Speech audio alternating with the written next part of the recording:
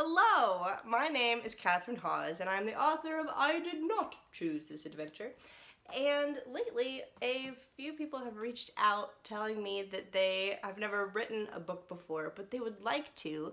So this is my response to that. So this video is not actually going to be like a step-by-step guide on how to write a book. This is more a backpack of my tools that have helped me, and I can show you what's in my backpack for your own journey. First of all, yay! Saying out loud that you want to write a book is the first step to writing a book. So, congratulations! Okay, next I would like to share a list of resources, of tools that have been helpful to me, and then also share a little bit on how you can begin writing your first rough draft. Helpful resource number 1, The Plot Whisperer by Martha Alderson. If you take nothing else away from this video, take this book. I would recommend actually getting this one so that you can highlight it and take notes. I first got mine from the library, and then I was like, oh my gosh, I should buy this for myself because I imagine I will be using this the rest of my life. So this book will help you understand how stories work. And it also has practical homework helping you to write your story. You can take a quick glance at that, pause for a second, and see what it covers. The Plot Whisperer. Do yourself a solid. Get this and change your life. So the next resource, this is the one-year adventure novel writing curriculum. So it originally was designed as a high school writing curriculum, and I took it for 2 years. And it walks you through like how to plan a plot for a hero on a journey defeating a villain type of story. And the first half of the school year is all the planning, and the second half of the school year is writing the thing. Dr. Daniel Schwabauer also has videos, video lessons that go along with it, and so I would watch those every week, and they would describe the lesson and then walk you through what to do about that. So like that resource is available if you are not in high school and might be working full-time, don't have a lot of time. This is like the grown-up version of the stuff that's in here. I just would like to let you know about both options. I'm sure there are a whole bunch of other resources on how to plot, how to do things. These are books that I have personally used, so they're in my backpack, and that's why I'm talking about them. The next resource is The War of Art by Steven Pressfield. It hypes you up about kicking resistance to the curb and actually doing your creative work. Writing is a long-haul experience, and you will get discouraged multiple times and want to give up, but don't give up. So this book is about helping you not give up. If you are interested in writing a memoir, I unfortunately don't have a lot of experience with that.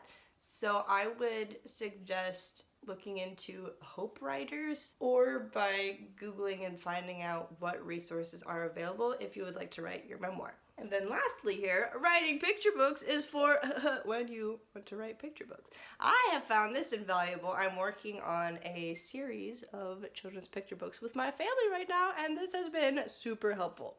Now we got the books in our backpack. Let's talk about tools. Google Docs.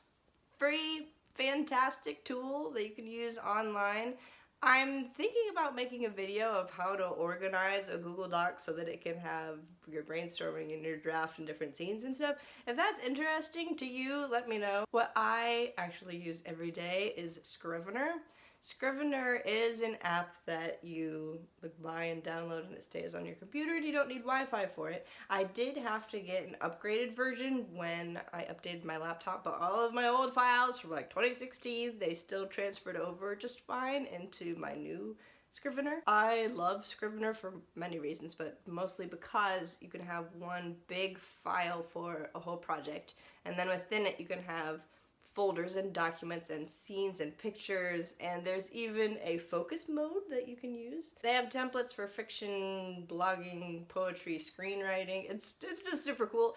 I know about an inch of how to use Scrivener, and there's like a mile of features of things that it can do, but I have loved it and been using it for many years, so it's my go-to.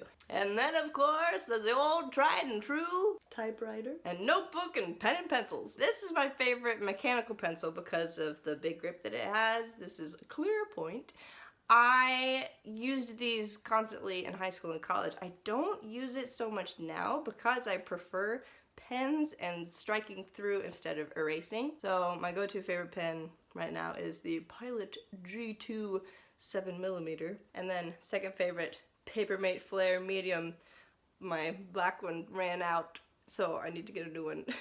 And personally, I like my notebooks to be spiral bound because when I'm out and about, I just have a habit of turning it like this and writing on my knee at the park or something, and it's a pain if you have to have the whole thing open and all of that. So I have just found about myself that I prefer spiral bound, and it helps me when I'm at the store and I see a gorgeous notebook, but if it's not spiral bound, then I'm like, no, you can't buy it, because if you use it, you're gonna hate it, and so it just won't work out. So I do encourage you to actually think about what kind of notebook you historically have really enjoyed, and then just carry that knowledge with you into your future. I also have a small little travel notebook that I keep in my purse, and the Notes app and Google Docs app are super important to me to have on my phone so I can have them everywhere. Or the voice record, super helpful too. I also have a pen in every room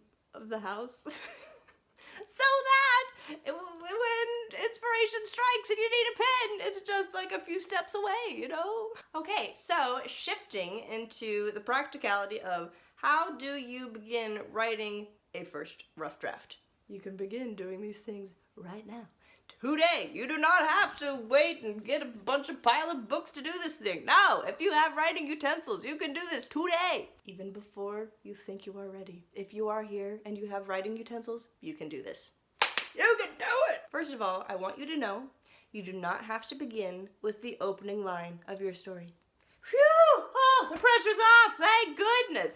I don't worry about my first sentence until like draft 3 and the whole novel's done, and I'm like working on stuff. That's too much pressure. So don't worry about crafting the perfect line when you're starting.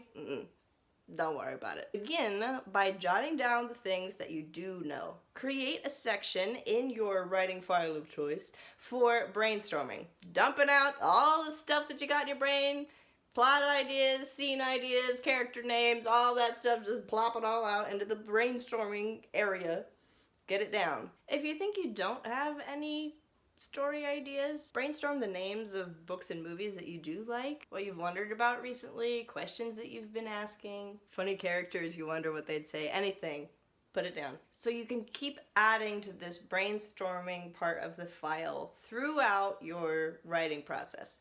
But it's good to have it in one spot so that it can all be contained. If there is a scene snippet that you can really picture, write out that scene. Doesn't matter if it's at the front, middle, end of the story, write it down as much as you know about it. It doesn't have to be good. You don't have to know all the characters' names. You don't have to know how the story ends. Just write out all the different scenes that play out in your head and just get them down. After you've got the gears beginning to turn, juices are flowing, this is where I would suggest getting the Plot Whisperer, because that's where you're going to learn about stories and then have like an actual guide on drafting. I can't give you that today. I would suggest the Plot Whisperer as your next step guide through your process. So that is my advice for you today. Let me know if you would be interested in a Google Doc organization video, or if you have other questions that you'd like me to try addressing in a video, please let me know. I would love to hear about it. If you found this video helpful, a like and subscribe would be a really good compliment, and also would help me out to reach more writers with my videos. And remember, your words matter. You are here and the world is better for it. I hope you have a lovely day, and ciao for now.